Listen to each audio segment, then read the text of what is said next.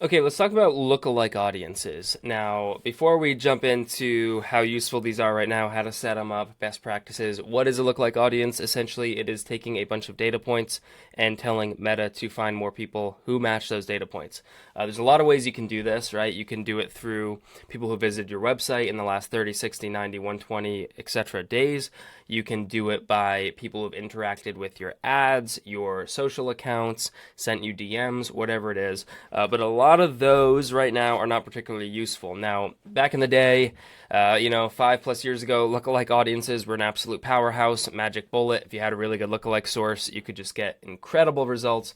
These days, Meta's algorithm is much stronger, and right now, as of filming this in May of 2025, Meta is really thriving off of broader targeting and letting the AI algorithms do most of the heavy lifting. So a lot of those things that I just mentioned, like the website visitors, the social interactions, etc., are not super useful right now, at least when it comes to outperforming just broad targeting. But what is still great to use and at least worth a test are customer lists, and particularly paying customer lists, right? So you can use lead lists for this, but they're not going to be as strong. So if you upload a list of minimum, I would suggest 1,000 customers. The minimum Facebook lets you do is 100, but in my experience, you really need 1,000 or more data points to really move the needle using this strategy. So what we're going to do today is upload a customer list of over 6,000, and I'm going to show you how this works and how to set this up, and how we can put it into a campaign here. So we need to go from our business manager or suite or whatever it is they're calling it these days and go to our audiences. Now, once we are in our audiences, we can see we have these options to create custom audiences, saved audiences, or lookalike audiences. So we'll go ahead and click lookalike. And we're going to need to create a lookalike source. So right here, you can see it defaults to my pixel, but we're not going to use that. We're going to create a new source, and we're going to do that by creating a custom audience. Here's where we can see that we can track by website visitors, video plays, lead forms, accounts, etc. But we're just going to go with customer list. And we can see all of the rules here, so make sure to follow those. Go ahead to next, and we will go and upload our email list here. That is a CSV file, and this is going to be Vigos customer list. Let's fix that. Vigos customer list 525. Go ahead to next. Now you can see it's saying that there's more identifiers needed. It's because it didn't map correctly because I didn't follow their exact template, but that's okay. You can just go to action needed, and you just want to match these. So right now they're at do not upload. We just want to go change this to first name, change this to last name, and change this to email.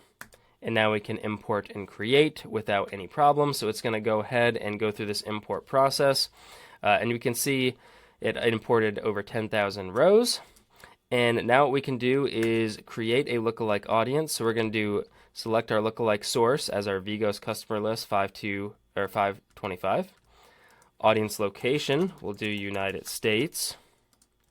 And your audience size here is effectively determining how broad do you want to get from these data points? So 1% being the most commonality. So find me people who really, really match these people. And then as we go more broad, it goes out a little bit broader, but it's going to expand our reach quite a bit. This is worth playing with and worth testing. A lot of times I start with 1%, and then we'll even run a A/B test that's going at like a 5% to see which outperforms the other.